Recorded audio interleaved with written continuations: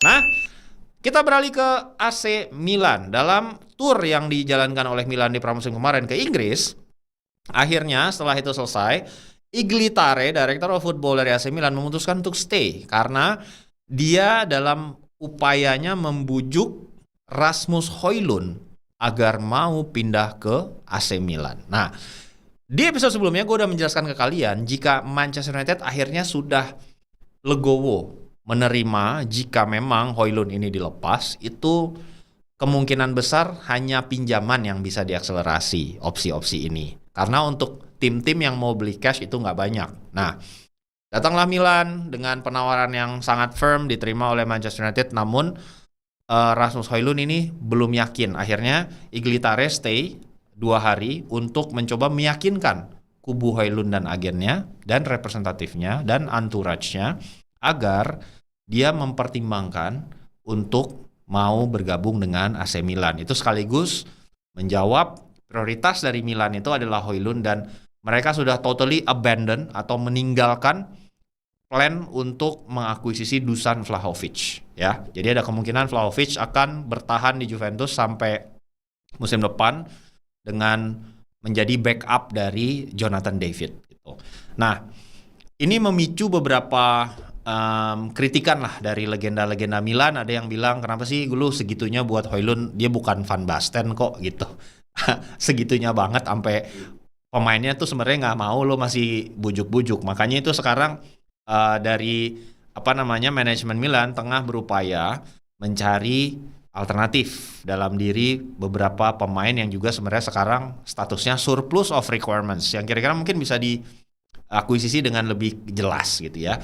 Nomor 1 itu adalah Goncalo Ramos, yang kita semua tahu menjadi cadangan di PSG, tidak masuk dalam starting 11 Luis Enrique, dan ini memang sudah dari musim lalu jasa dia tuh sebenarnya available dan bisa dibeli. Nah, sekarang ini tengah dieksplor oleh Milan apakah secara finansial mereka memiliki financial power untuk bisa mewujudkan ini.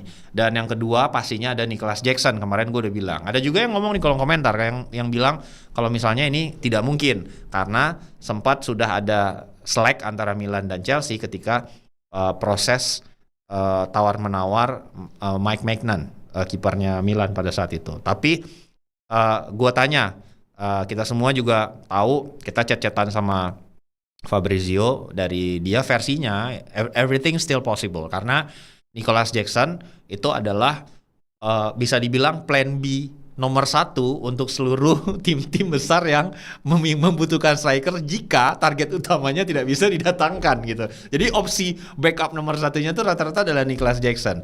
Dan gue udah jelasin juga di episode kemarin kalau bentar teh dulu ya biar nggak batuk. Itu dia my friend. Kalau permintaan Chelsea itu sekitar 80 juta pound sterling ke seluruh tim-tim yang meminati, namun berkenan melepas di angka udah tawar murah banget itu 60 juta pound. Nah, definitely Milan nggak punya 60 juta pound, tapi definitely Milan bisa minjem dulu gitu, dan akhirnya nanti dipermanen di musim berikutnya gitu. Atau ada penjualan-penjualan yang mungkin bisa juga terjadi dalam beberapa waktu mendatang untuk akhirnya itu bisa di refinancing dan mendatangkan antara seorang Goncalo Ramos atau Nicholas Jackson ya. Itu kurang lebih dari Milan update-nya, dan perburuan striker baru Milan yang memang menjadi headline sepanjang musim panas ini itu tidak mengganggu rasa percaya diri seorang Santiago Gimenez yang sebenarnya juga diakuisisi dengan harga cukup mahal di jendela transfer Januari kemarin.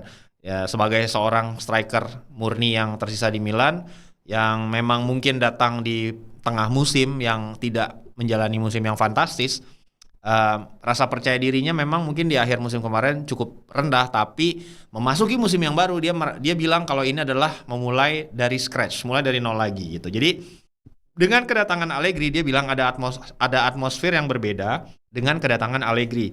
Tim jadi lebih bersatu, sulit ketika Anda pindah di Januari, namun saya adalah Santiago yang sama. Bedanya saya hanya lebih lapar untuk meraih kesuksesan. Anjay, itu dia ya. Dari 19 penampilan yang dia mainkan bersama Milan sejak paruh musim kedua kemarin, mencetak 6 gol dan 3 assist. Santiago Gimenez tidak takut dengan persaingan, terlepas Milan lebih banyak mencari posisi kandidat striker ya memasuki musim panas ini.